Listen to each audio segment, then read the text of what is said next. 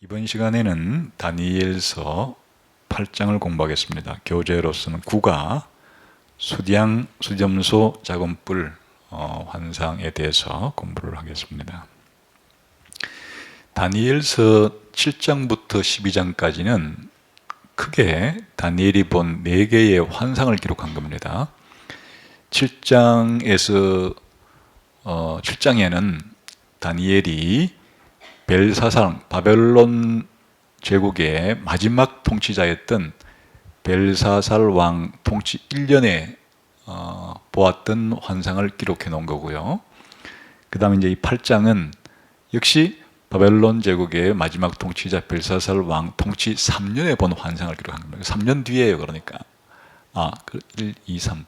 그 1장 보고 난 다음에 한 이제 그 2년이 지나고 또 하나님께서 다니엘에게 이제 환상을 보여주셨습니다. 근데 이제 이 다니엘서 8장에 나오는 환상은 전혀 새로운 환상이 아닙니다.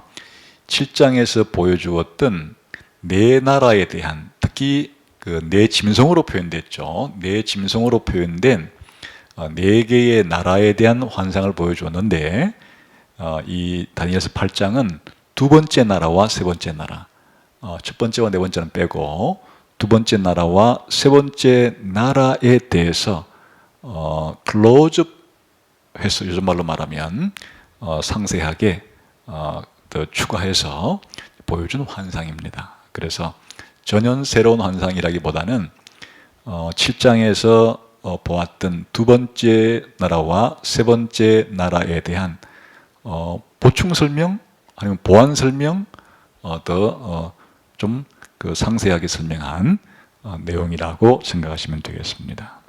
자, 그러면 이 전체 내용은 8장 1절부터 14절까지는 다니엘이 본 환상의 내용입니다. 그리고 역시 15절부터 마지막까지는 그 다니엘에게 천사가 이 환상을 해석해 줍니다. 구조가 똑같죠? 7장에서도 1절부터 14절까지는 다니엘이 본 환상, 그리고 15절부터 마지막은 천사가 다니엘이 본 환상을 해석해 준 내용으로 구성되어 있듯이, 역시 8장도 1절부터 14절까지는 다니엘이 본 환상을 기록한 거고, 15절부터 마지막은 천사가 그 환상을 해석해 준 내용을 기록해 놓은 겁니다. 한번 이제 우선 1절부터 성경 본문을 보겠습니다. 같이 읽겠습니다. 시작. 나 다니엘에게 처음에 나타난 환상 후 벨사살 왕 제3년에 다시 한 환상이 나타나니라. 내가 환상을 보았는데 내가 그것을 볼 때에 내 몸은 엘람 지방 수산성에 있었고 내가 환상을 보기는 올레 강변에서니라. 이건 이제 환상이니까 지금 다니엘이 그 수산성에 있는 거예요. 그러나 이제 환상 가운데, 환상에서 이제 전개되는 그 지역은 올레 강변에서 있었다, 그런 말이에요. 3절 시작. 내가 눈을 들어 본즉 강가에 두 뿔을 가진 수당이 있었는데 그 두 뿔이 다 길었으며 그중 한 뿔은 다른 뿔보다 길었고 그 긴 것은 나중에 난 것이더라. 내가 본즉 그 수량이 서쪽과 북쪽과 남쪽을 향하여 받으나 그것을 당할 짐승이 하나도 없고 그 속에서 구할 자가 없으므로 그것이 원하는 대로 행하고 강하여졌더라. 이제 첫 번째 환상은 숫양에 대한 환상이에요. 숫양에 대한 환상인데, 양이 뿔을 독특하죠. 지금 2개의 뿔이 있는 거는 뭐 다 똑같은 이제 일반적으로 양이 있는 건데, 한 뿔이 다른 뿔보다 더 길어요. 2뿔이 있는데. 그런데 더 긴 뿔이 언제 난 뿔이라고? 더 나중에 난 뿔이 처음 난 뿔보다 더 긴 뿔이다. 뭔가 지금 그 의미가 이제 있는 내용이 있겠죠. 그리고 이제 이 그 수당이 서쪽, 북쪽, 남쪽을 향해서 마구잡이로 그렇게 이제 봤는데 아무도 당할 짐승이 없고 그 손에서 구할 자가 없어서 하고 싶은 대로 한다. 그러니까 수당이 지금 막 서쪽으로, 뭐 북쪽으로, 뭐 남쪽으로 그 활동을 그렇게 이제 펼치고 있는 그런 장면이에요. 그 다음 5절부터 시작. 내가 생각할 때 핫 수렴소가 서쪽에서부터 와서 온 지변에 두루 다니되 땅에 닿지 아니하며 그 염소에 두는 사이에는 현저한 뿔이 있더라. 그것이 두 뿔 가진 수량 곧 내가 본 바 강가에 있었던 양에게로 나아가되 분노한 힘으로 그것에게로 달려가더니 내가 본즉 그것이 수탉에게로 가까이 나아가서는 더욱 성내어 그 수량을 쳐서 더 두 뿔을 꺾거나 수탉에게는 그것을 대적할 힘이 없으므로 그것이 수탉을 땅에 엎드러뜨리고 짓밟았으나 수량을 그 손에서 벗어나게 할 자가 없었더라. 수렴소가 스스로 심히 강대하여 가더니 강성할 때 그 큰 뿔이 꺾이고 그 대신에 현저한 뿔렛이 하늘 사방을 향하여 났더라. 이제 이번에는 숫염소가 나타나지만 그 숫염소가 붕붕 날아다니는 거예요. 거기 나왔죠? 온 지면에 두루다니되 땅에 닿지 않는 엄청나게 빠른 속도로 수점소가 그렇게 다니는데 뿔 하나가 나더니만 이제 이 뿔이 뭘 다 없애버렸어요. 아까 처음 봤던 수량을 완전히 그렇게 무너뜨리고 짓밟아 버렸다 그런 말이에요. 그런데 이렇게 염소에서 난 그 뿔 하나가 그렇게 강대하게 막 빠른 속도로 그렇게 수량을 다 없애버렸는데 이상하게 또 그 한 뿔에서 작은 뿔 하나가 이제 9절부터 읽읍시다. 8절부터 시작. 수렴소가 스스로 심히 강대하여 가더니 강성할 때 그 큰 뿔이 꺾이고 그 대신에 현저한 뿔 넷이 하늘 사방을 향하여 났더라. 그중 한 뿔에서 또 작은 뿔 하나가 나서 남쪽과 동쪽과 또 영화로운 땅을 향하여 심히 커지더니 그것이 하늘 군대에 미칠 만큼 커져서 그 군대와 별들 중에 몇을 땅에 떨어뜨리고 그것들을 짓밟고 또 스스로 높아져서 군대의 주제를 대적하며 그에게 매일 드리는 제사를 없애버렸고 그의 성소를 헐었으며 그의 악으로 말미암아 백성이 매일 드리는 제사가 넘긴 바 되었고 그것이 또 진리를 땅에 던지며 자의로 행하여 형통하였더라. 내가 들은즉 한 거룩한 이가 말하더니 다른 거룩한 이가 그 말한 이에게 묻되 환상에 나타난 바 매일 드리는 제사와 망하는 죄악에 대한 일과 성소와 백성이 내준 바 되며 짓밟힐 일이 어느 때까지 이를꼬 하매 그가 내게 이르되 2300 주야까지니 그때에 성소가 정결하게 되리라 했느니라. 그러니까 이제 수렴소에서 나온 한 뿔이 빠르게 수량을 무너뜨려 버렸는데 그 뿔이 꺾이고 뿔 몇 개가 났다고요? 4개가 다시 수렴소에게 돋아났다. 이게 특징이에요. 뿔 하나가 꺾이고 그 4개의 뿔이 돋아났다. 그런데 또 이제 세 번째 중요한 사실이 하나 지금 보도가 돼 있어요. 그 안에 또 작은 뿔 하나가 나타나더니만은 이 뿔을 가장 자세히 설명해요. 이 뿔이 하는 일이 뭐예요? 하늘 군대에 미칠 만큼 아주 강대해져서 하늘에 있는 별들을 몇 개 떨어뜨리기도 하고 또 하늘 군대의 주제에 대해서 대적을 하고 또 하늘 군대의 왕에게 매일 드리는 제사를 못 드리게 하고 그에게 제사를 드리는 성소를 헐어버리고 그 백성을 핍박하고 이런 얘기가 지금 기록된 거예요. 근데 그렇게 할 때가 도대체 어느 기간까지냐 하니까 2300 주야에 이렇게 할 거다. 그래서 이제 이 8장에 나오는 기본적인 환상은 두 마리의 짐승이에요. 첫 번째 짐승은 무슨 짐승이었죠? 숫, 양에 대한 환상이고 두 번째 환상은 숫, 염소에 대한 거였어요. 그런데 이제 숫, 염소의 특징은 크게 3개로 나와 있어요. 첫 번째 제일 먼저 등장한 한 뿔 자체가 굉장히 빠른 속도로 수량을 없애버리고 이제 짓밟고 정복했는데 그것이 뽑히고 뿔 몇 개가 났다고요? 4개의 뿔이 나왔다 하는 게 중요한 사실이고 또 그 이후에 한 개의 작은 뿔이 나타나 가지고는 이 뿔은 주로 뭐 하고 있어요 지금? 하늘의 왕을 대적하고 하늘의 왕에게 드리는 제사를 못 드리게 하고 그 성전을 그냥 아주 회파시키려고 그러고 그리고 그 백성들을 핍박하고 아주 이런 이제 환상을 보게 된 겁니다. 이것만 가지고는 도대체 무슨 내용인지 알 수가 없죠. 뭐 그 두 뿔 그 길이가 다른 두 뿔이 나온 얘기, 수장 얘기, 또 수대원소가 이상하게 그 뿔 몇 개 얘기가 한 거 가지고는 그 무슨 내용인지 알 수가 없죠.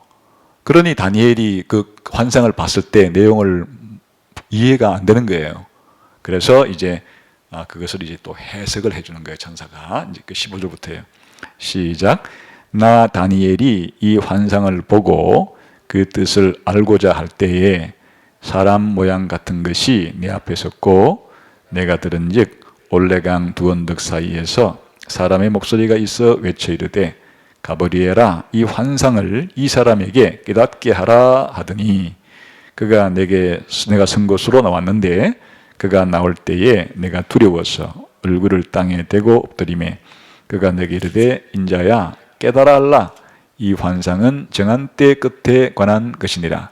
그가 내게 말할 때에 내가 얼굴을 땅에 대고 엎드리어 깊이 잠들매 그가 나를 어루만져서 일으켜 세우며. 자, 지금 그 다니엘이 또 너무 궁금한 거예요. 그러나 알 수가 없어요. 그래서 이제 그 환상의 뜻을 몰라서 그렇게 하고 있을 때 하나님께서 누굴 보내서 다니엘에게 그 환상을 해석해 주라 한 거예요? 가브리엘 천사를 통해서 다니엘에게 이 환상을 해석해 주어라. 가브리엘 천사는 신약 성경에 등장을 하죠. 그 뭐 할 때? 세례요한이 태어날 때, 예수님이 태어날 때 와서 알려준 천사 이름이 가브리엘이라고 나오죠. 그 가브리엘이 바로 이 가브리엘이에요. 이 가브리엘 천사를 통해서 다니엘에게 해석을 지금 해주려고 한다. 이제 지금부터가 이제 본격적인 해석의 내용이에요. 20절 시작. 내가 본 바 두 뿔 가진 수장은 곧 메대와 바사 왕들이요. 이게 이제 핵심인 거예요. 딱 이 장에. 그러니까 두 번째 보았던 이 환상의 수장은 뭘 가리키는 거라고요? 메대 페르시아 제국을 가리키는 것이다. 그러니까 메대 페르시아는 아주 긴밀한 그냥 뭐 하나의 제국이라고 해도 되고 그냥 좀 더 이렇게 풀었으면 메대 바사 제국, 메디아 페르시아 제국이라고 해도 되는 그런 아주 그 긴밀한 관계를 가지고 있는 통합된 다시 말하면 이제 페르시아가 누굴 정복을 해버렸어요? 메디아를 정복해가지고 뭐 한 나라가 된 거예요. 그리고 일반적으로는 세상 이제 그 다음부터는 그냥 뭐라고 부르면 되겠어요? 페르시아 제국이라고 그러는데 이 고레스는 말이에요. 자기 이름을 이렇게 메디아의 왕, 페르시아의 왕, 고레스 이렇게 쓰기도 아주 절교했어요. 그럼 그렇게 이제 쓰고도 그래요. 그러니까 이 수장은 바로 메디아 페르시아 제국을 의미한다 이렇게 해석을 해준 거예요. 그게 그거였구나 이렇게 할 수 있는 거예요. 그러나 우리는 이해가 쉽게 되는데 다니엘이 이렇게 해줘도 이게 언제 일어날 일이에요 사실은? 자기 죽고 난 다음에 세상에 일어날 일이니까 그냥 이제 그것만 알게 된 거지. 그게 나라를 가리키는 것이로구나 하는 건 알았겠죠. 약간 이제 그 첫 번째 나라는 이제 뭐 이미 알고 있어요?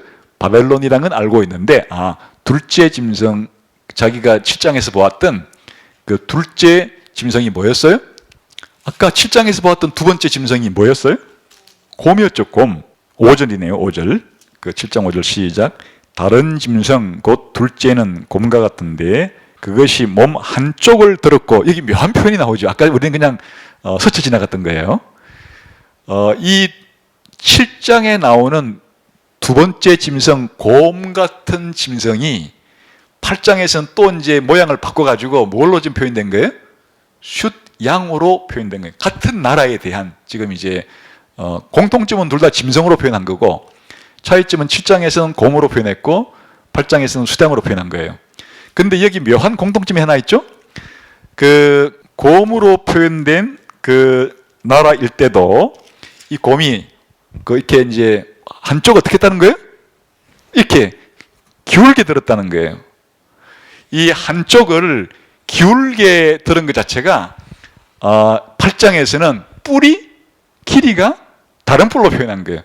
같은 지금 같은 나라를 그런 식으로 좀 표현한 거예요. 뭔가 하나인데 이 차이가 있는 그런 이제 모양을 곰이 불균형하게 한쪽 몸을 이렇게 지켰던 것이랑 두 뿔이 길이가 다르게 이렇게 난 것이랑 같은 거를 지금 가리키고 있는데, 그게 사실은 이제 비밀이 어떻게 풀리는가 하니까 메대, 바사, 제국을 가리키는 거다. 그러니까 두 뿔로 치게 되면은 그러면 어느 쪽이 뭐겠어요? 뒤에 나가지고 더 긴 게 뭐가 되겠어요? 당연히 그럼 페르시아가 되는 거고, 먼저 났지만 짧아진 것이 메디아가 되는 거고, 그러면 이게 곰으로 말하면 이렇게 몸을 짙게 들었을 때 이 올라간 쪽이 뭐가 되는 거겠어요? 그러면 당연히 페르시아가 되는 거고, 내려앉은 쪽이 그런 식으로 지금 이걸 해석을 그렇게 이제 할 수가 있게 되었다, 그런 말이에요. 그 다음에 21절 시작. 털이 많은 수렴소는 헬라 왕이요, 그의 두 눈 사이에 있는 금뿔은 곧 그 첫째 왕이요. 그러니까 이제 세 번째 그 짐승 7장에서는 어떤 짐승이었습니까? 표범이었죠. 표범이었는데 그 표범이 머리가 몇 개였어요? 4개였죠. 그 머리가 4개인 표범이었단 말이에요. 근데 머리가 4개인 표범인데, 여기 이제 기본적으로 그 수렴소가 뭐라 그랬어요? 헬라라 그랬어요. 헬라인데 그 헬라 나라의 특징이 지금 무엇인가 하니까, 아까 현저하게 돋아난 하나의 뿔이 있었는데 그 뿔이 뽑히고 그 다음에 몇 개의 뿔이 났다고요? 4개의 뿔이 났다. 그러니까 같은 영상이에요. 그 표범으로 표현된 7장의 나라, 세 번째 나라와 그 8장에서는 그 수렴소로 표현된 나라가 같은 나라란 말이에요. 그 뭐가 같은 줄 아느냐? 이래서 아는 거예요.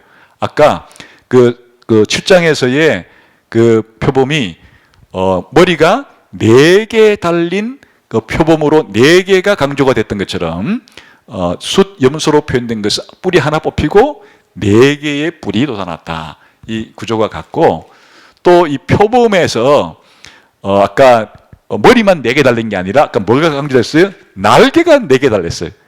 그 표범은 가만 냅둬도 그냥 빠른 굉장히 빠른 동물인데, 그 빠른 표범에다가 뭘 달아놨어요?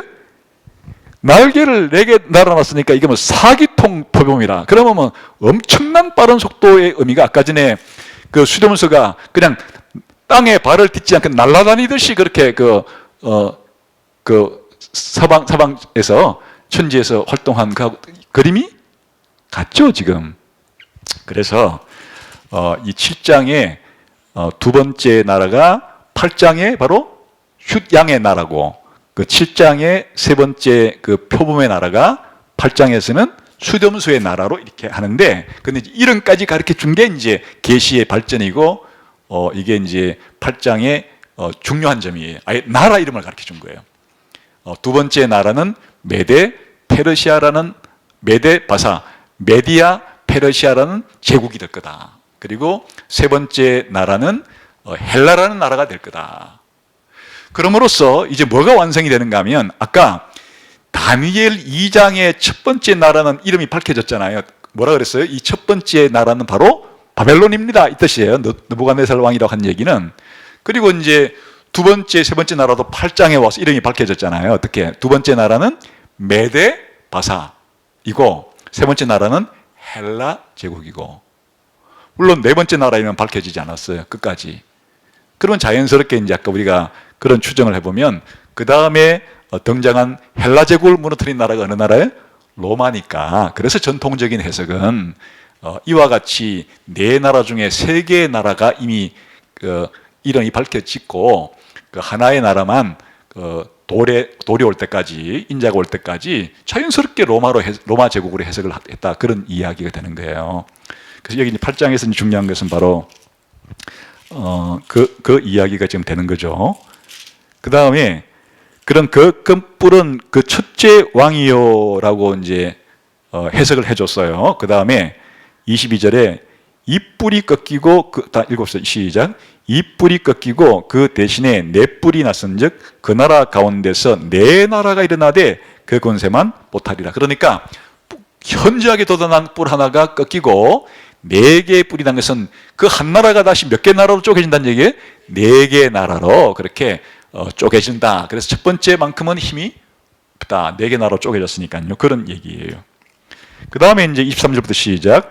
이 네 나라 마지막 때에 반역자들이 가득할 즈음에 한 왕이 일어나리니 그 얼굴은 뻔뻔하며 속임수에 능하며 그 권세가 강할 것이나 자기 힘으로 말미암은 것이 아니며 그가 장차 놀랍게 파괴 행위를 하고 자의로 행하여 형통하며 강한 자들과 거룩한 백성을 멸하리라. 그러니까 마지막으로 나온 이 작은 뿔이 아까 그 환상에서는 막 뭘 했어요? 하늘의 그 왕께 모독을 하고 막 하늘의 왕께 드리는 제사를 폐하고 그 성전을 더럽히고 이랬잖아요. 여기 또 하나 백성을 아주 핍박했잖아요. 이게 또 구체적으로 그 마지막에 일어날 그 한 왕이 뭐 한다는 거예요 지금? 거룩한 백성을 멸하리라. 엄청나게 핍박을 할 거다. 그런 얘기죠. 25절 시작. 그가 꾀를 베풀어 제 손으로 속임수를 행하고 마음의 스스로 큰체하며 또 평화로울 때에 많은 무리를 멸하며 또 스스로 서서 만왕의 왕을 대적할 것이나 그가 사람의 손으로 말미암지 아니하고 깨지리라. 그래서 아까 하늘의 주제라는 표현이 여기서는 뭘로 지금 이제 보충 설명이 됐어요? 만왕의 왕이라고 지금 아까 앞에서는 하늘의 그 주제라고 표현된 표현이 여기서는 만왕의 왕으로 표현되어 있어요. 한마디로 말하면 누구예요? 하나님을 가리키는 표현이에요. 그 다음에 26절 시작. 이미 말한 바 주야에 대한 환상은 확실하니 너는 그 환상을 간직하라. 이는 여러 날 후의 이름이니라. 그러니까 이제 기본적으로 사실 뭐 그 해석에 있어서 이제 중요한 것은 딱 나라 이름이 밝혀졌다는 거예요. 그 아까 두 번째 나라가 바로 메데 그 바사 제국이고 세 번째 나라가 헬라 제국이다. 그리고 이제 마지막 왕이 만왕의 왕께 대적하고 그 백성을 핍박할 것이다. 뭐 여기까지는 이제 앞에서도 충분히 정보를 알 수 있는 환상을 통해서도 알 수 있는 그런 정도였죠. 그래서 이제 마지막 27절이 그 계시된 반응입니다. 시작. 이에 나 다니엘이 지쳐서 여러 날 앓다가 일어나서 왕의 일을 보았느니라. 내가 그 환상으로 말미암아 놀랐고 그 뜻을 깨닫는 사람도 없었다. 이게 반응이에요. 구조가 비슷하죠. 자, 그러면 이제 전체적인 큰 그림은 그려졌죠. 자, 그럼 한번 문제를 보겠습니다. 1번 작은 1번 읽겠습니다. 시작. 다니엘은 두 뿔 달린 수장을 보는데 두 뿔 중 하나는 다른 것보다 길다. 학자들은 그 수장을 메데 페르시아 제국과 동일시하려는 성향을 보였다. 만일 이것이 사실이라면 길이가 다른 뿔이 의미하는 바는 무엇인가? 아니 지금 다니엘서 자체에 지금 그 두 뿔을 뭘로 해석한 거예요? 메데 바사, 메디아 그 페르시아 제국이라고 해석을 해줬잖아요. 자, 그렇다 그러면 길이가 다른 것은 이제 어떻게 그럼 이해돼야 되는가? 그래서 이제 다니엘은 그걸 몰랐는데 지금 우리는 어느 시대에 살고 있어요? 다 이런 일이 다 일어난 시대에 살고 있으니까 그래서 이제 역사를 통해서 이 사실을 더 다니엘보다는 훨씬 잘 알게 된 거죠. 우리는 이미 이제 역사가 이제 지나간 성취된 사건을 가지고 우리가 이제 이걸 해석할 수가 있잖아요. 그랬을 때 여기에 왜 이 메데 페르시아가 한 뿔이 더 길다 했는가 하면 아까 말한 것처럼 원래는 이 메데 페르시아라는 나라가 오늘날로 말하면 이란이라는 나라예요. 이란이라는 나라인데 이란은 상당히 고도가 높은 고지대, 그래서 이란 고원이라고 불러요. 그 이란 고원 지역에 굉장히 넓어요. 여러분이 지도를 보시게 되면 그 이란 땅덩어리가 굉장히 넓은데 그 이란 전체 지역을 산악 지역들을 다 이렇게 통합했던 나라가 메디아라는 제국이에요. 거대한 나라예요. 그러니까 나라인데 그 맨 끝에 그 이란의 맨 끝자락에 거기 페르시아만이라고 있어요. 그 페르시아만 거의 가까이 가가지고 거기 끝자락에 있는 데가 페르시아라는 곳이에요. 그러니까 이 페르시아라는 곳은 메디아 제국의 하나의 속국, 그냥 지방 정도의 그냥 해당이 되는 그런 조그마한 그런 나라예요. 그러니까 먼저 세워진 나라는 어느 나라예요? 메디아라는 제국이 먼저 있는 거고, 그리고 뒤에 이제 조그마한 그 속국 정도의 페르시아가 좀 있는 거예요. 그런데 역사책 읽어보면 이게 헤로도투스의 역사라는 책에 그 서양의 최초의 역사책이라고 불리는 그 책이에요. 아니, 서양의 최초의 역사의 아버지라고 불리는 인물이 헤로도투스, 그리스 역사가예요. 한 주전 5세기 때 이제 살았던 사람인데, 페르시아 전쟁기예요. 그 역사라는 책이. 그러니까 페르시아하고 그 그리스 헬라하고 싸우는 전쟁에 대한 기록인데, 거기에 이제 무슨 기록도 나오는가 하면 이 앞부분에 이 고레스 얘기가 상당히 길게 나와요. 그래서 고레스에 대한 상당수 대부분의 정보들은 다 이 헤로도투스가 쓴 역사 앞부분에 나오는 이야기예요. 그리고 이제 또 하나 이제 고레스에 대한 중요한 기록이 이 소크라테스의 그 제자 가운데 우리가 알고 있는 가장 유명한 제자는 플라톤이죠. 근데 이제 플라톤과 동문수학한 크세노폰이라고 하는 제자가 있어요. 이 크세노폰도 몇십 권의 책을 쓰는 아주 이제 유명한 인물이에요.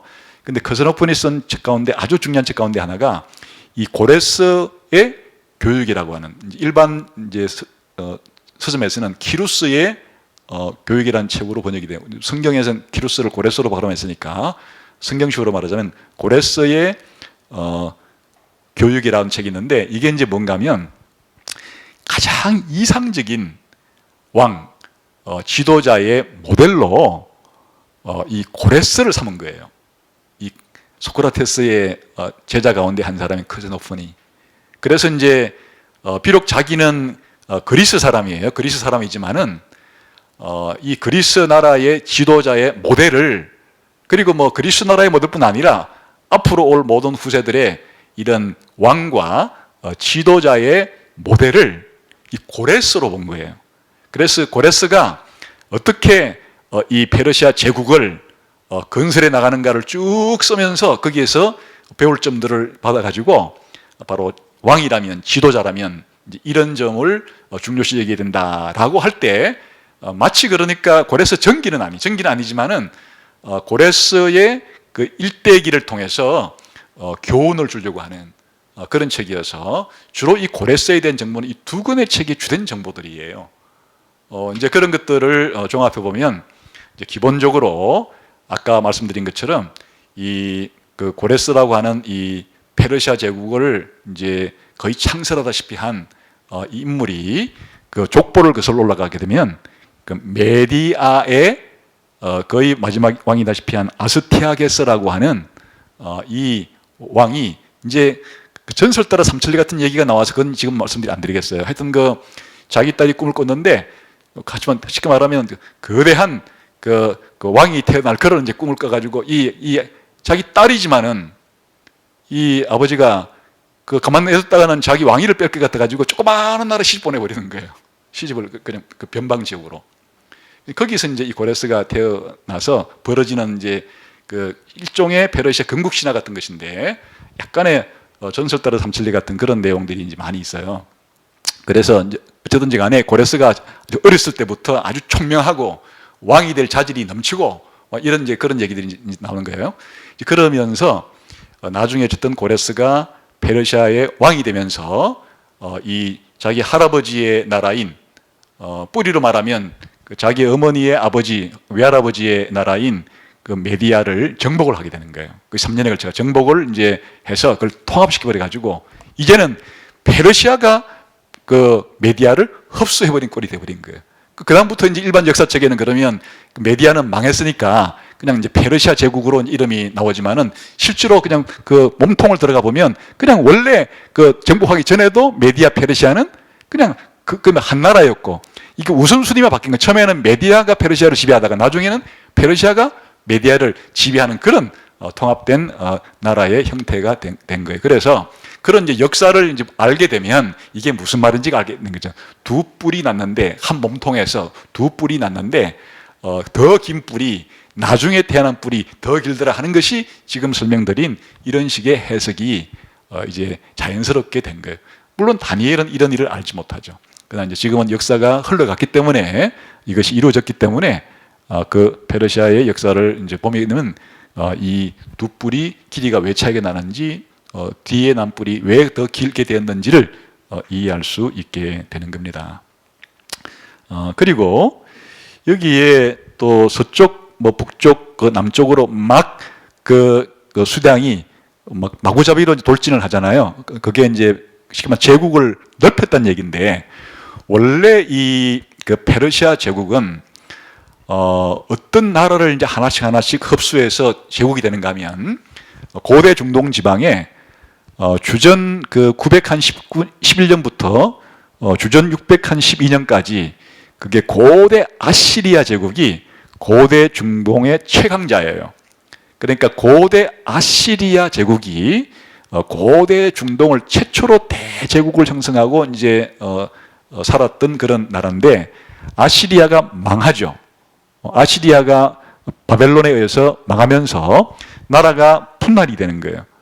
이제 이 아시리아 나라가 지금의 그 터키 이쪽에 그 나라가 리디아라는 나라고, 지금의 그 이란에 해당되는 그 나라가 메디아라는 나라고, 그리고 그 메디아라는 이란 밑에 쪽으로 바벨로니아라고 하는 나라가 또 제국이 있고, 또 그 다음에 이집트가 있고, 그러니까 이제 아시리아가 동강이 나가지고 4개 지역으로 이렇게 거의 세력권이 이제 나뉘어진 거예요. 아시리아 있을 때는 아시리아가 다 통치했는데, 아시리아가 망하면서 그렇게 리디아, 이제 저 서쪽부터 시작하면 리디아, 그 다음에 조금 더 오른쪽으로 와서 그 메디아, 그다음에 조금 더 밑으로 내려와서 바벨로니아, 더 완전 밑으로 내려가면 이집트가 되는, 이렇게 된 상태에서 지금 페르시아는 어디 끝에 있었다고요? 메디아 오른쪽 오른쪽 밑쪽에 끝에 있다가 제일 먼저 북쪽에 누굴 치는가 하니까 메디아를 정복해 버리는 거예요. 그다음 그 메디아 서쪽이 뭐가 되는가 하니까 리디아가 되는 거예요. 오늘날의 터키 지역이에요. 그리고 거기에 왕이, 마지막 왕이 크로이소스라는 왕인데, 리디아에 이게 수도 서울이 바로 4대예요. 4대. 요한계시록 7개가 있는 지역인 4대의 왕이에요. 근데 이제 일반 발음을 역사책에서는 사르디스라고 하고, 성경에서는 그 사르디스를 4대라고 번역하는 거예요. 그 4대가 리디아 왕국의 서울인 거예요. 근데 그 4대라는 나라가 누구한테 망했는가 하니까 바로 이 고레스한테 망한 거예요. 고레스한테. 그래서 이제 이 고레스가 주전 550년경에 미디아를 이제 정복하고, 또 주전 한 5년쯤 지나서 그 책에 따라서는 약간 1년씩은 차이가 나는데 546년 내지 545년경에는 리디아를 정복하고, 그러니까 주전 546년 호지 그 의간쯤 이 고레스, 페르시아의 고레스에 의해서 요한계시록 7교회가 있었던 지역인 그 4대, 리디아의 4대가 그때 망하는 거예요. 그러니까 이게 이제 이 지역으로 말하면 서쪽이 되는 거예요. 그 다음에 바벨론은 그럼 뭐가 되는 거예요? 메데 페르시아 제국으로 보면 이란 지역이고, 고원 지역에서 조금 더 밑으로 내려온 이 바벨로니아가 되는 거예요. 고레스 때 이 3개 나라를 정복하는 거예요. 이미 대제국이 되었고, 이집트까지는 정복하지 못했지만은 이제 그 아들이 캄비세스라 그러는데 이집트까지 정복을 하게 되는 거예요. 그래서 페르시아 제국은 거대한 제국이 되었고, 이제 더 나중에는 동쪽으로 그 인도까지, 그 중앙아시아 지역까지도 포괄하는 어마어마한 거대 제국이 돼요. 그래서 그걸 지금 보여주는 거예요. 지금 그 서쪽으로, 뭐 북쪽으로, 남쪽으로 이렇게 확장했다는 것 자체가, 일단 고레스가 거의 4분의 3을 이렇게 확장시켰고, 그 아들들에 이르러서 페르시아 제국이 다 완성이 되는 거예요. 그리고 한 200년이 가는 거예요. 그게 이제 이 누구의 역사라고요? 숫 양의 역사가 이제 역사적으로는 그렇게 전개가 된 겁니다. 그 다음에 2번 시작. 다음에 다니엘은 서쪽에서부터 와서 온 지면에 두루다니되 땅에 닿지 않게 다니는 수조문소를 본다. 만약 이것이 알렉산더 대제를 지칭하고 있다면 이 묘사가 의미하는 바는 무엇인가? 그러나 심지어 심히 강대해지던 이 강한 임성도 결국 그 뿔이 꺾여 현저한 뿔 내수로 나뉘게 되는 것을 주목하라. 이 이미지가 의미하는 바는 무엇인가? 여기서 어려운 부분, 이 부분에 대한 ESB 스터디 바이블 참조해도 좋다.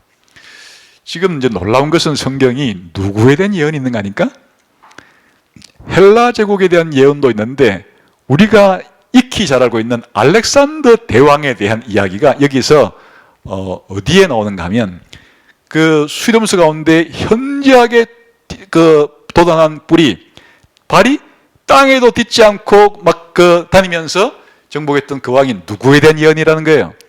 알렉산더 대왕에 대한 예언이라는 거예요.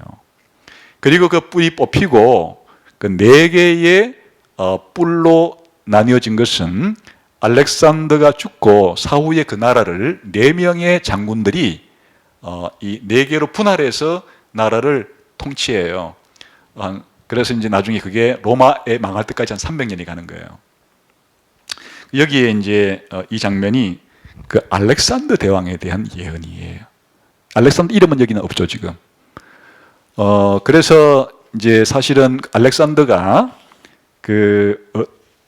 하여튼 세계사에서 가장 고대의 유명한 그 왕이죠. 고대의 가장 유명한 왕이 그 신바벨론 제국의 그 느부갓네살 왕, 그리고 페르시아의 그 고레스 키루스 2세, 키루스 왕, 그리고 헬라의 알렉산더 왕이 유명한 왕들이에요. 그 제국 중에서. 근데 이제 알렉산더 같은 경우에는 20살 때 왕이 되죠. 자기 아버지 필립 2세를 이어서 그 그리스, 마케도니아 지방을 이제 정복을 하는데 왕이 되는 때가 20살 때예요. 20살 때가 되어서 22살 때 이 페르시아 정복을 꿈꿔요. 22살 때 페르시아 원정을 떠나요. 그래서 이제 페르시아 원정을 떠나서 3년 만에 그 거대 페르시아를 무너뜨리는 거예요. 페르시아 제국이 얼마나 큰 나라인가 하면 그 오른쪽으로는 인더스강까지, 지금 인도 국경선까지 그 국가 경계선이 있어요. 그러면 거기까지 지금 이란이라고 하는 나라 자체만 해도 거대한 나라인데 이란 오른편에 뭐가 있는가 하면 지금 아프가니스탄과 파키스탄이 있어요. 그거 다 옛날에는 페르시아 땅이에요. 그리고 위쪽으로 올라가면 중앙아시아 5개국, 우즈베키스탄 그런 나라도 있잖아요. 그 중앙아시아 5개국 가운데 밑에 속해 있는 나라들이 다 페르시아 제국이에요. 그러니까 오늘날로 말하면 그 오른쪽으로는 페르시아 제국에 인더스강까지 유역에 맞는 파키스탄, 아프가니스탄, 중앙아시아의 그 몇 개 나라, 그리고 거대한 이란, 그리고 왼편으로는 이제 오늘날 말하면 이라크가 있고, 더 왼편으로서는 소아시아 지방인 터키가 있고, 그리고 밑으로 내려오게 되면은 그런 시리아라든지 그 요르단과 이스라엘이라든지 이집트까지 이 전체를 다 하나의 나라로 만든 거대 제국이 페르시아인데, 이거를 말해요. 알렉산더가 22살짜리 그 알렉산더가 단 3년 만에 결정적인 3번의 전투를 통해서 페르시아를 무너뜨리고 접수해버려요. 세계사에서 가장 놀라운 정복의 역사죠. 가장 빠른 단기간에 그 거대 제국을 무너뜨려버린 거예요. 그래서 아까 이 수렴수가 뭐가 땅에 닿지 않는다 그랬어요? 발이 땅에 닿지 않게끔 날라다니는 것처럼, 날라다니는 것 마찬가지죠. 그래서 그 7장에서는 이 헬라 제국이 표범으로 상징됐는데 날개를 몇 개 달아놨어요? 4개의 날개를 달고서 표범이 그냥 날아다니듯이 뛰어다니는 그런 그림을 그렇게 지금 성경이 그러니까 앞으로 일어날 예언이니까 그런 식의 묘사를 통해서 그거를 말해준 거예요. 그래서 이제 네 뿔과 그 기본적으로 네 머리는 알렉산더가 10년 만에 어디까지 가는가 하면 페르시아 제국을 더 넘어서서 그 인더스 강까지 가서, 사실은 인더스 강을 넘어서 땅끝까지 세상을 그냥 정복하려고 했는데 알렉산더를 따르던 이 장군들과 병사들이 너무 지쳤어요. 지금까지도 10년 동안 고향을 떠나서 계속 전진 이렇게 해서 지금 해왔기 때문에 너무 지쳐가지고 우리는 도저히 이제 못 갑니다. 죽이려면 죽으세요. 반기를 드니까 알렉산더가 더 이상 그 진전을 가지 않고 다시 이제 거꾸로 돌려서 이 바벨론을 자신의 거대 제국의 수도로 삼으려고 바벨론으로 들어가요. 근데 거기서 열병에 걸려서 죽어요. 그게 33살 때 죽는 거예요. 자식도 없이. 자식은 뱃속에 그냥 있었어요. 그래서 이제 자식이 뱃속에 있는 채로, 그러니까 그걸 뭐라 그러죠? 유복자라 그러나요? 그런 상태로 이제 이 전 세계 역사상 유례 없이 빠른 속도로 거대 제국을 형성했던 알렉산더가 이렇게 이른 나이에 33살에 요절을 하고 후임자를 정하지 않은 채로 죽었기 때문에 그럼 어떻게 되는 거예요? 그 거대한 나라가. 그래서 그 이제 장군들이 나라를 4개로 나누는 거예요. 4개로 나누어서 지역으로 말하자 그러면 원래 페르시아 제국의 본체가 지금의 이란 지역이죠. 그 이란과 기본적으로 있었던 그 지역 하고 이제 이 바벨론 지역에 또 한 장군이 다스리고, 또 그 다음에 이 이집트 지역에 또 한 장군이 다스리고, 또 그 터키 지역에 한 장군이 다스리고, 또 그리스 지역에 한 장군이 다스리고, 그렇게 4개의 지역으로 장군들이 나라를 분할해요. 누군 죽어버리든 가니까 알렉산더 유복자로 태어난 자식은 죽여버리고 자기들 사이에 40년 동안 권력 투쟁을 벌여요. 그래서 이제 4개의 제국으로 각자 왕을 이제 칭하면서 왕조를 하나씩 창건하면서 이 헬라의 알렉산더가 만든 대제국이 4개의 제국으로 이제 분할이 된, 어떤 기존 역사책에서는 3개의 제국이라고도 그러는데, 그거는 이제 보는 사람에 따라서 그 성경적인 입장에서는 그 4개의 제국으로 그렇게 분할이 되어서 이 모든 4개 제국이 각각 누구한테 망하는 거니까 다 로마한테 하나씩 격파를 당해서 이제 로마 제국으로 흡수가 되는 거예요. 그래서 헬라 제국이 로마 제국으로 이전이 되는 것이에요. 그래서 이거를 지금 보여주고 있는 거다. 지금 이제 이 장면은 이 장면을 보여주고 있는 겁니다. 그 다음에 이제 3번을 봅시다. 시작. 9에서 14절에서 우리는 심지어 군대의 주제만큼 심히 막강해지는 작은 뿔에 대해 읽는다. 많은 학자는 이것이 셀레우코스 왕조의 일원으로서 BC 1175년에서 164년에 통치했던 안티오쿠스 4세 에피파네스를 지칭한다고 생각한다. 이 시기에 대한 유대의 역사 기록에 따르면 안티오쿠스는 성전과 예루살렘 땅을 더럽히고 유대인들을 가혹하게 박해했다. 9에서 14절에 있는 다니엘의 환상은 그렇게 매우 힘든 상황을 어떻게 묘사하는, 이건 이제 주로 이스라엘이 속해 있는 이 땅은 4개 제국 가운데 누구 손에 떨어졌는가? 처음에는 이집트를 지배하던 포톨레마이오스라고 하는 이제 장군 이름이에요. 이 장군이 이제 이집트에서 포톨레마이오스, 쉽게 말하면 이제 나라를 세우는 거예요. 왕조를 세우는 거죠. 거기에 한 절반 정도는 300년의 한 절반 정도는 거기에 지배를 받고 있었어요. 그러다가 300년 통치 정도의 약 후반기에서는 그 지금의 그 시리아 지역을 통치하고 있던 나라가 여기 나오는 것처럼 셀레우코스라는 그 장군이 셀레우코스 왕조를 세우는 거예요. 여기 수중으로 이제 떨어지게 되는 거예요. 그래서 지금 그 셀레우코스라고 하는 오늘날의 그 국명으로서는 시리아 지역을 통치했던 그 왕조가 이제 예루살렘이 있는 그 예루살렘 지역이 있는 이 그 팔레스타인 지역을 통치를 하는데, 그때 안티오쿠스 4세라는 인물이 통치할 때 무슨 일이 일어나는가 하니까 강력한 헬라화 정책을 펴면서 그 유대교를 그냥 뿌리 뽑으려고 하는 거예요. 그래서 이제 낸 조치가 뭔가 하면 이렇게 유대인들로 하여금 예배 금지, 기본적으로 할례를 받으면 다 죽여버려요. 할례를 준 어머니도 죽여버리고 할례를 받은 아이도 죽여버리고, 또 안식일을 못 지키게, 안식일을 지키면 죽여버려요. 그리고 이 성전을 더럽히는데 어떻게 더럽히는가 하니까 성전에다가 제우스 신상을 만들어 버려요. 제우스 신상을 성전에 만들어 놓고 돼지를 매달에 한 번씩 매월 12월 25일 날 그 제우스에게 돼지를 바쳐서 제사를 드리는 거예요. 완전히 성전을 모독하는 거예요. 원래 돼지는 부정한 동물로서 이스라엘 성전에서는 드리지 제사를 제물로 쓰지 못하는 짐승에 해당되는 거예요. 그러니까 다른 신에게 돼지를 잡아다가 제사를 드리는 식으로 한 게 여기 기록된 이 이야기예요. 성전을 오염시키고 제사를 금지하고 막 했다는 얘기가 바로 이 얘기예요. 그래서 지금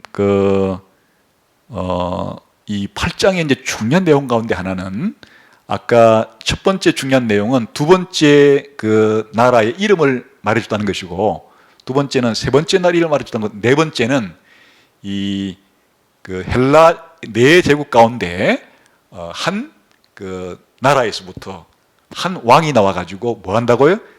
하늘에 있는 주제, 하나님을 가리켜요. 하나님에 대해서 모독하고 반역하고 그 백성들을 핍박하고 하는 일이 이제 8장에서 더 추가시켜준 정보가 되는 거예요. 그러니까 이제 8장 그럼 왜 한 줬는가 하니까 곧 다니엘도 죽고, 그 다음에 다니엘이 죽고 난 페르시아의 촉이 살았으니까 죽고, 또 페르시아 나라도 또 망하고 누가 등장할 거라는 거예요. 헬라라는 제국이 등장을 했을 때 그 헬라 제국의 끝에 무슨 일이 있을 거라는 거예요. 어마어마한 하나님 백성에 대한 박해가 일어날 것을 예고해 준 거예요. 그래서 이제 8장의 이제 중요한 점은 하나님 백성들이 하여튼 그전에는 유례를 찾아볼 수 없는 엄청난 박해를 받게 될 거다라는 것을 가르쳐 준 거예요.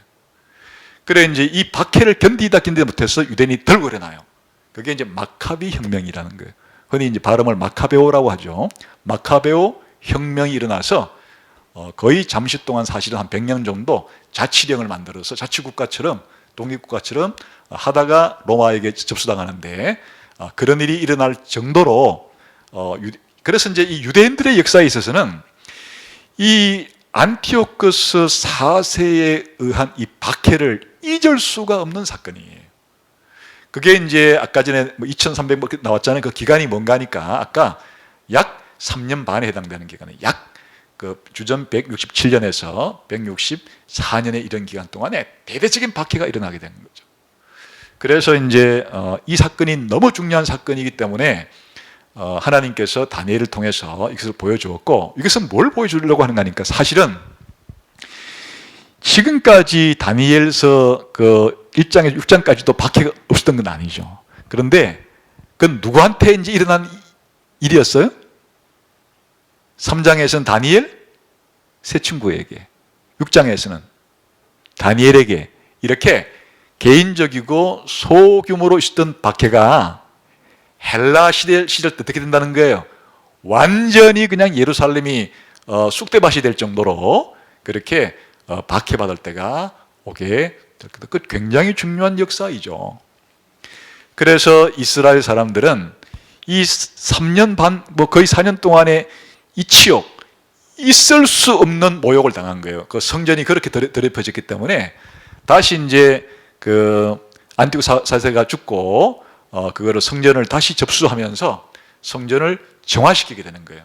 그거를 수전절이라 그래서 아예 이스라엘 명절을 만들어 버려요. 그 얼마나 그 안티오코스 에피파네스라고 불리는 안티오코스 4세에 의해서 성전이 더럽혀지고 한 것 자체가 천추의 한이 되었으면은 그거를 이제 안티오코스 4세가 죽고 성전을 다시 깨끗하게 또 우리가 그 정화시키는 그 한 거를 아예 이스라엘의 명절로 만들어 버렸어요. 지금까지 지켜오는 그걸 수전절이라고 하는 거예요.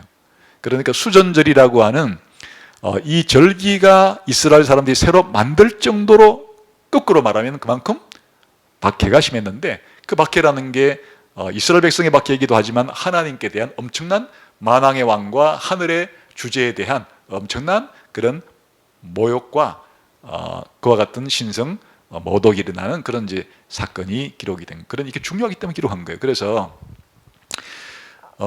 너무 생생하게 기록하다 보니까, 그래서 한번 그 뒤에 문제가 더 있나요? 한번 큰 2번에 그럼 한번 조금 더 문제를 더 보겠습니다. 큰 2번의 1번 환상에 대한 해석 가운데 1번 시작.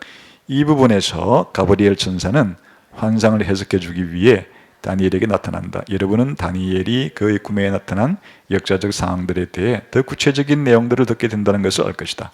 예를 들면 그는 두 뿔이 메데와 페르시아 왕들이고 휘dom소는 헬라라는 말을 듣는다. 이 경우에 여러분은 왜 다니엘이 자신의 꿈에 대한 보다 구체적인 역사적 해석을 받는다고 생각하는가? 그래서 어떤 얘기를 주는가? 이렇게 더 아주 상세하고 구체적인 메데 바사 그리고 헬라 제국에 대한 상세한 이야기까지 해주는가 하면 하나님이 구체적인 역사까지도 뭐 하신다는 걸 지금 가르쳐 주려는 거예요. 하나님이 주관하시고 통제하신다는 것을 가르쳐 줌으로써 이게 왜 중요한가?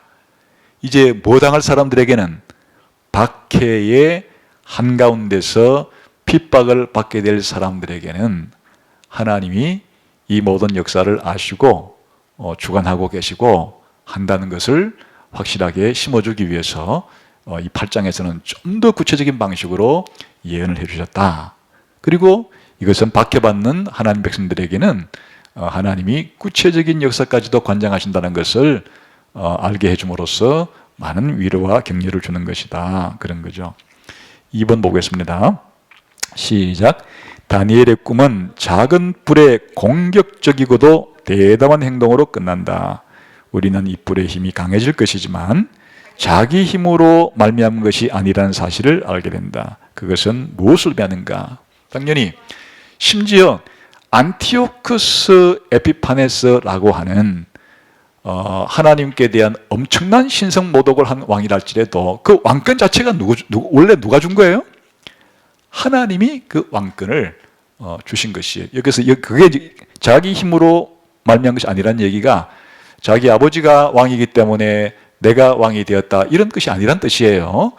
그렇게 고대의 세습제 왕으로 왔다 할지라도 왕을 세우고 폐하시는 분이 하나님이시다. 그 얘기를 여기서는 안티오쿠스라 할지라도 사세라 할지라도 자기 힘으로 왕이 된 것은 아니다 이렇게 말하는 거예요. 그런데 금방지게 뭐 했다는 거예요?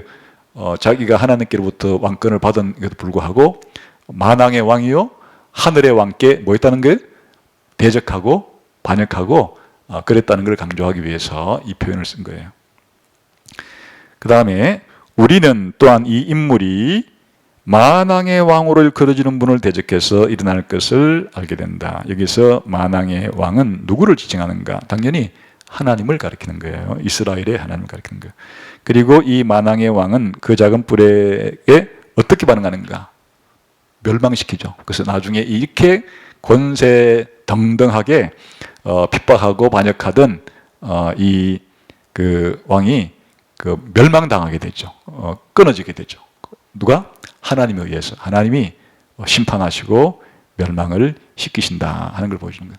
다시 말하면 아무리 역사 가운데 이렇게 하나님을 대적하고 신성 모독하고 하나님의 백성, 하나님의 교회를 핍박하는 그런 나라와 그런 세력이 있다 할지라도 그게 이제 다니엘 7장이 말하면 짐승 같은 괴물 같은 짐승들이 등장한다 할지라도 그 중에서도 가장 악독한 게 누구예요? 세 번째 나라에 등장했던 이 안티오쿠스 4세와 같은 이런 인물들이라 할지라도 정해진 때가 있고 하나님이 그 때를 정하시고 때가 되면 뭐 하신다고요? 심판하시고 하나님 백성들을 구원하신다 하는 것을 보여주고자 하는 겁니다. 그러니까 이제 사실은 이 마카베오 혁명이 일어났을 때 뭐가 엄청난 힘이 되었을까요? 이 다니엘서 자체가 그들이 이 안티오쿠스 4세의 이런 그 박해에 대해서 저항할 수 있는 가장 강력한 원천이 되는 거예요. 하나님께서 이렇게 보여주신 이와 같은 것들을 가지고 핍박의 시대를 일어나게 되는 것이고 사실 교회사에서도 많은 그 핍박과 박해 시절을 겪었을 때 이 하나님의 백성들이 가장 큰 힘과 위로를 얻은 것은 이 다니엘서예요. 왜 다니엘서가 힘을 줬을까요? 바로 하나님의 백성들에 대한 세상 나라의 그런 박해, 그러나 하나님께서는 이 박해의 끝이 있다는 것을 보여주시고, 또 박해를 받는 날cil에도 하나님이 그렇게 보호해 주시고 또 구원해 주시고, 심지어 죽는다 할지라도 하나님께서 다시금 살려서 부활시켜서 영원히 구원해 주실 하나님에 대한 그 비전이 박해 시절을 핍박 가운데 살아갔던 교회에게는 엄청난 힘이 되었던 거예요. 그래서 다니엘서 8장은 특히 이런 점에 주안점을 두어서 이 안티오코스 에피파네스라고 불리기도 하고 안티오코스 4세라고도 불리기도 하는 이 인물의 하나님 백성에 대한 심각한 박해에 대한 기록을 미리 예언해 놓고 있다, 그런 말이죠. 그래서 이제 사실 이게 너무 두드러지니까 이게 이제 11장 가서는 더 상세하게 나오는 거예요.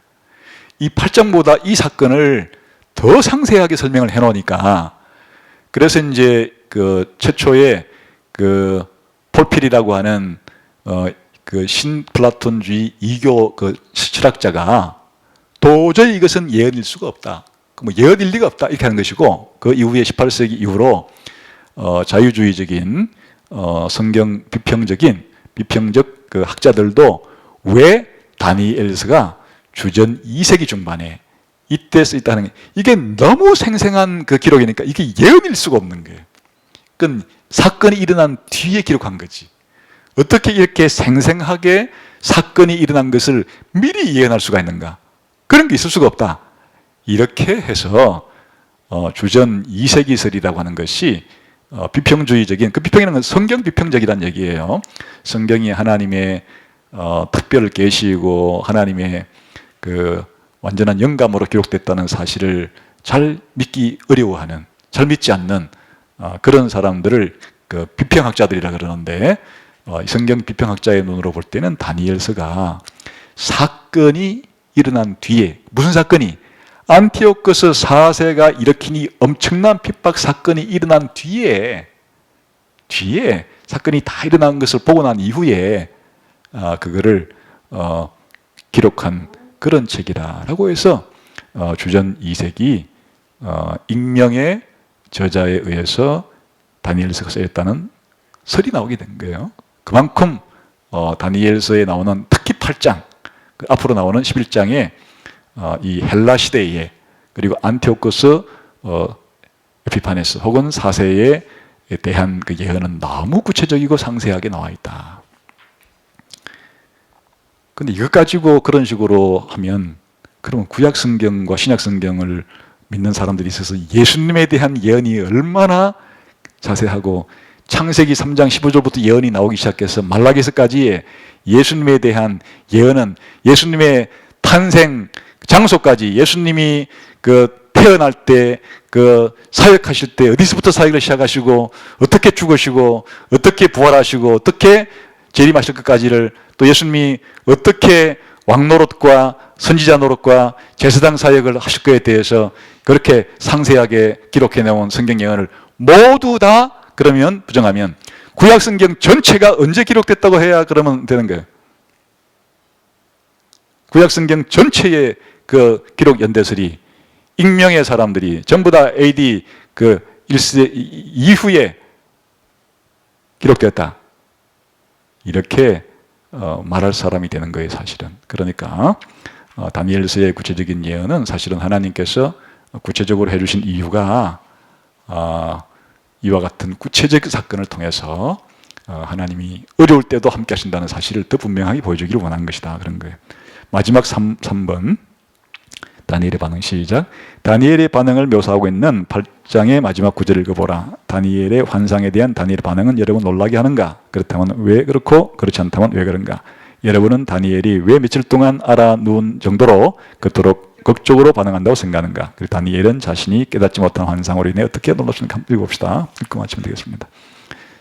8장 제일 마지막 구절 시작. 이에 나 다니엘이 지쳐서 여러 날 앓다가 일어나서 왕의 일을 보았느니라. 내가 그 환상으로 말미암아 놀랐고 그 뜻을 깨닫는 사람도 없으나. 왜 이렇게 앓을 정도로 이렇게 했어요? 이 계시 내용이 얼마나 무시무시한 거예요. 다 누가 이렇게 된다는 거예요?